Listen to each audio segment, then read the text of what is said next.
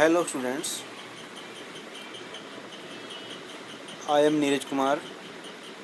Online classes में आप सभी का स्वागत है।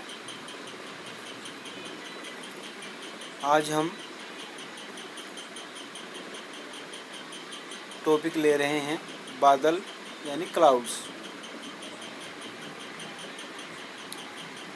वायुमंडल में ऊंचाई पर जलवाष्प के संघनन के फलस्वरूप निर्मित जल कणों या हिम कणों के समूह को या झुंड को बादल कहते हैं। यानी कि आप सभी ने आकाश में जो बादल देखे हैं वो कई प्रकार के देखे हैं। कभी किसी आकृति के, कभी किसी आकृति के, कभी भूरे रंग के, कभी काले रंग के, कभी कुछ नीले से रंग के। तो कैसे बनते हैं? जो जलवाष्प होती है वह ऊपर पहुंचती है और संघनन के कारण वह एक समूह का रूप ले लेती है और उस समूह को ही कहते हैं बादल। तो यह वायु के रुद्धोष्म प्रक्रिया द्वारा ठंडे होने पर उनके तापमान के औशांक से नीचे गिरने से बनते हैं। यानी कि जब यह जलवाष्प ऊपर उठती है तो रुद्धोष्म प्रक्रिया द्वारा, रुद्धोष्म प्रक्रिया क्या होती है? जब कोई वस्तु न तो किसी को तापमान दे ना ही किसी से तापमान ले, लेकिन फिर भी उसका तापमान परिवर्तित हो जाए तो उसे कहते हैं रुद्धोष्म प्रक्रिया। तो लेकिन यह तापमान फिर कम चेंज कैसे होता है? यानी कि वह वस्तु फैल जाती है, तो फैलने पर उसका तापमान कम हो जाता है। ठीक है। तो वायुमंडल में ऊंचाई पर जलवाष्प के संघनन के फलस्वरूप निर्मित जल कणों या हिम कणों के समूह को क्या कहते हैं? बादल कहते हैं। बादलों का वर्गीकरण।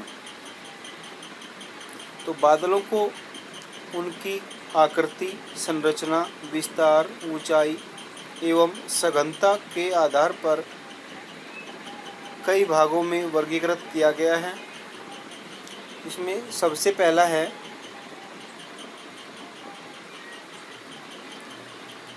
उच्च बादल।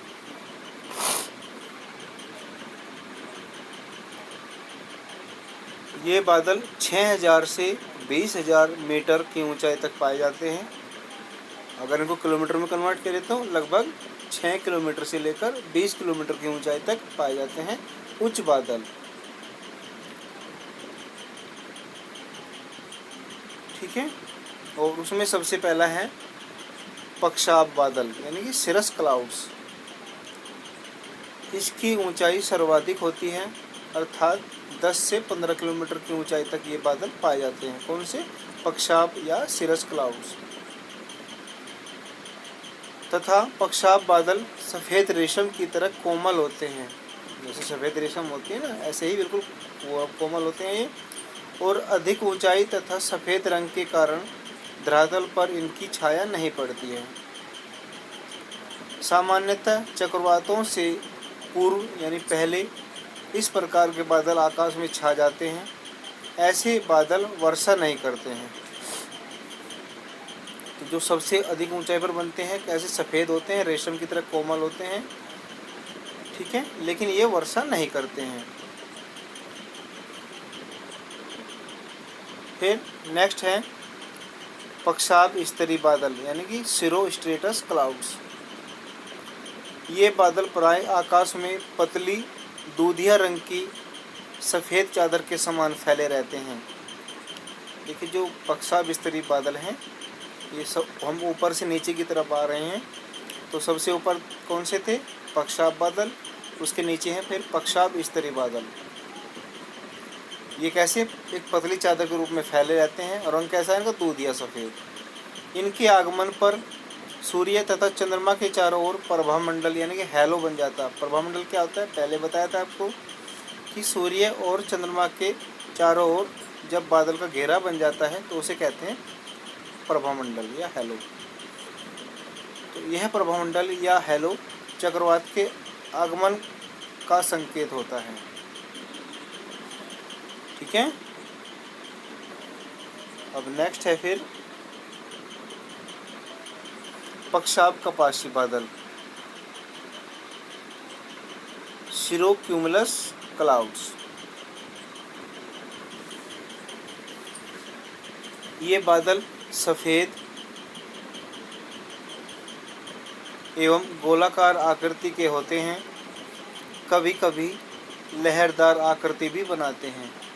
देखिए जो ये पक्षाब कपासी होते हैं ये सफ़ेद और गोलाकार होते हैं, लेकिन कभी कभी लहरदार आकृति भी बनाते हैं, और ये प्राय छायाहीन होते हैं, यानी कि इनसे भी छाया नहीं बनती है। ये प्राय 7500 मीटर की ऊंचाई पर बनते हैं। फिर अब नेक्स्ट है मध्य बादल। मध्य बादल 2500 से लेकर 6000 मीटर तक पाए जाते हैं। उसमें नेक्स्ट पॉइंट है फिर फोर्थ उच्च स्तरीय बादल, एल्टो स्ट्रेटस क्लाउड्स। आकाश में लगातार रूप से फैले नीले या भूरे रंग की चादर वाले बादल को उच्च स्तरीय बादल कहते हैं। इनके सघन होने पर सूर्य और चंद्रमा साफ साफ दिखाई नहीं देता है तथा इनसे विस्तृत और लगातार वर्षा होती है। ठीक है भाई, इनसे जो वर्षा है लगातार होती है और बहुत विस्तृत क्षेत्र में होती है। ये बादल 5400 से लेकर 7500 मीटर की ऊंचाई पर बनते हैं। फिफ्थ पॉइंट है उच्च कपासी बादल, एल्टो क्यूमुलस क्लाउड्स। ये बादल कपासी बादलों के समान ही गोलाकार रूप में पंक्तियों या लहरों में पाए जाते हैं, परंतु इसमें अंतर केवल इतना है कि यहाँ पे ऊंचाई और विस्तार में अंतर पाया जाता है। यह बादल 4000 से लेकर 7500 मीटर की ऊंचाई तक बनते हैं। इन बादलों की मुख्य विशेषता यह है कि इनमें इंद्रधनुष की आकृति बनती है। देखिए भाई, इंद्रधनुष यानी रेनबो किन बादलों से बनते हैं? उच्च कपासी बादलों से बनते हैं। याद रखना, इम्पोर्टेंट क्वेश्चन है, 1 नंबर में पूछ लेता है कि इंद्रधनुष जो है किन बादलों से बनता है? तो उच्च कपासी बादलों से बनता है। कैसे बनता है? जब इन बादलों पर सूर्य की किरणें पड़ती हैं तो वह परिवर्तित होकर इंद्रधनुष का निर्माण करती है। अब नेक्स्ट है निचले बादल। ये 2500 मीटर से नीचे नीचे ही रहते हैं, और इसमें भी नेक्स्ट पॉइंट है, इसमें 6th पॉइंट स्तरीय कपासी बादल यानी स्ट्रेटो क्यूमुलस क्लाउड्स।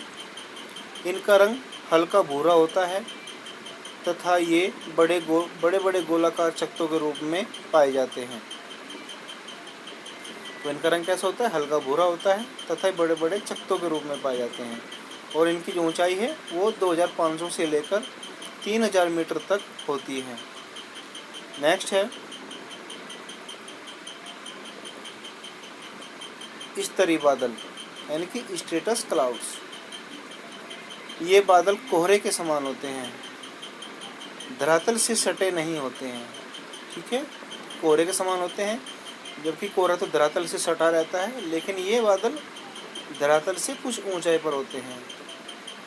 तो इनका निर्माण 2 विपरीत स्वभाव वाली पवनों के मिलने से होता है, और प्राय कहाँ होता है? शीतोष्ण कटिबंध में, और वो भी कब? सर्दियों में।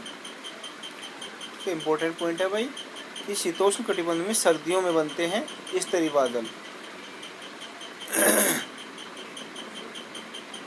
और शीतोष्ण कटिबंध कौन सा होता है? जो 35 डिग्री अक्षांश से लेकर 65 डिग्री अक्षांश तक दोनों गोलार्धों में शीतोष्ण कटिबंध होता है।